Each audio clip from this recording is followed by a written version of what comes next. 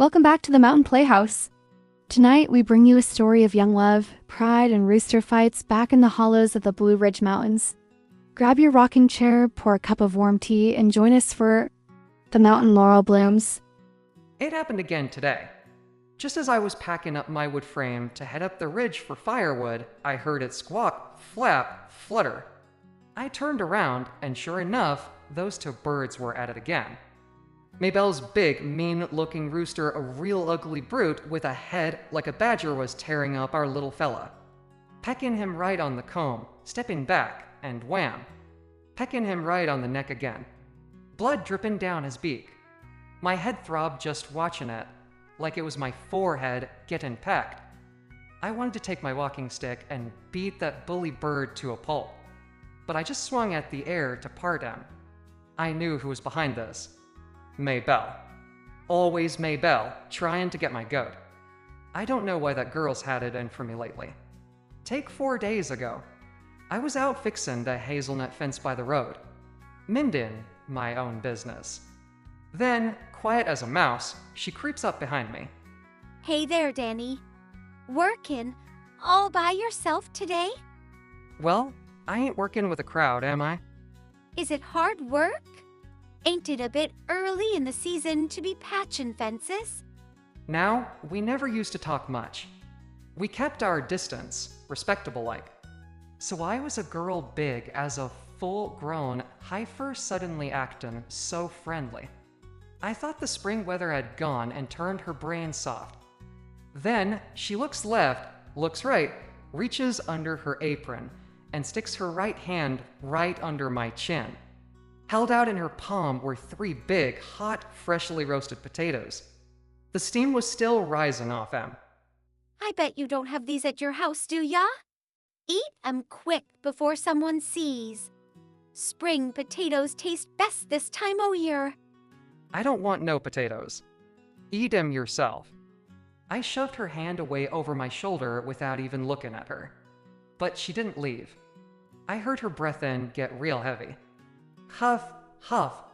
I turned around and, Lord have mercy. Her tan face was as red as a ripe tomato. Eyes burning with pure poison. Next thing I know, tears are welling up in her eyes. She grabbed her basket, bit her lip, and ran off down the dirt path like she was about to trip over her own skirt. Now, Maybelle ain't the bashful type. When the village elders ask her when she's getting married, she just laughs in their faces. If she was mad at me, she should have walloped me with her basket. But tears? I couldn't figure it out. Of course, my mom always warned me. Her pa owns the land we tenant on. They lent us the wood to build our cabin when we moved here 3 years back. My folks are always bowing and scrapping to 'em. Ma told me, Danny, you stay away from that, Maybelle. A boy and a girl your age mess around. Her pa gets mad, and will get thrown off this land faster than a winter breeze. so, okay, maybe it was rude not to take her potatoes. But saying, I bet you don't have these at your house? that was downright insulting. Ever since that potato business, she's been out for blood. The very next evening, I was walking down the mountain with a load of firewood. As I passed behind her cabin, I heard a bird screaming bloody murder. Take that. Die, you stupid bird. Die. Maybelle.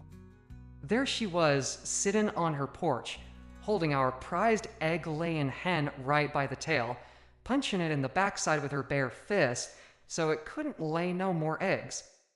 Hey, you crazy girl. What are you beating my hen for? Die. Die. Nasty little thing. Take it. Nobody told you to hold on to it. You wicked girl. She walked right up to the fence, looked me straight in the eye, and whispered real low so only I could hear. You big blockhead. You useless fool. Is your daddy a born idiot too? What did you say about my pa? By the time I raised my stick, her head had popped back down behind the fence. I stood there, hurt so bad tears stung my eyes, but I couldn't do a darn thing about it. She didn't stop there. Whenever nobody was around, she pit her big rooster against mine. Mine was getting tore up so bad his eyes were swelled shut. So, I decided to use a mountain secret. I snuck over to the pantry jar and scooped out a big spoonful of hot red chili paste. They say if you feed a rooster red pepper paste, it gets hot-tempered like a sick bull eating a rattlesnake. I force-fed him half a cup, shoved him in the coop to let the heat rise, and brought him out to face Maybelle's bird. That's it. Get him. Get him. It's working. Haha. For a minute, my bird went wild. He jumped up and pecked her rooster right between the eyes. Blood ran down the big bird's comb. Maybelle was watching from her yard, sour-faced and biting her lip. I felt like a king. For about 10 seconds. Her big bird got mad, lunged back, and hammered my bird into the dirt. Mine just crumpled. Maybelle started bursting out laughing, loud as you please, just to rub it in. I dragged my poor chicken home.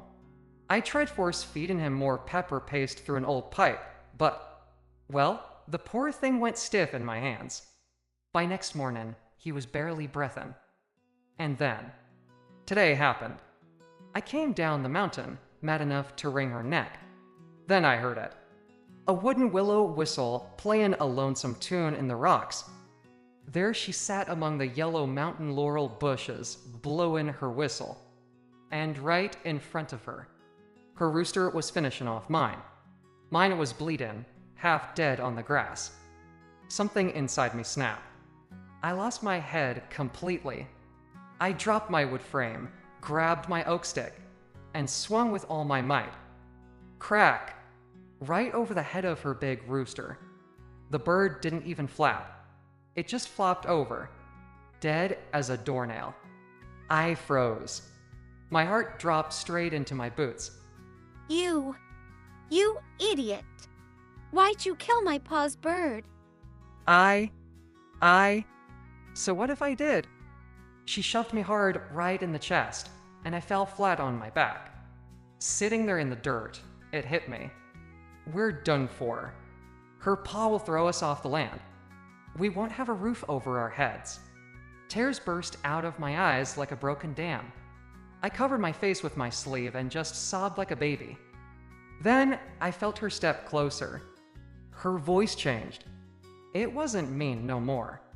It was soft. Hey! You ain't gonna act like this no more, are ya? No. If you keep acting mean, I'm gonna keep picking on you. You hear? I won't. I won't do it no more. Don't worry about the dead rooster.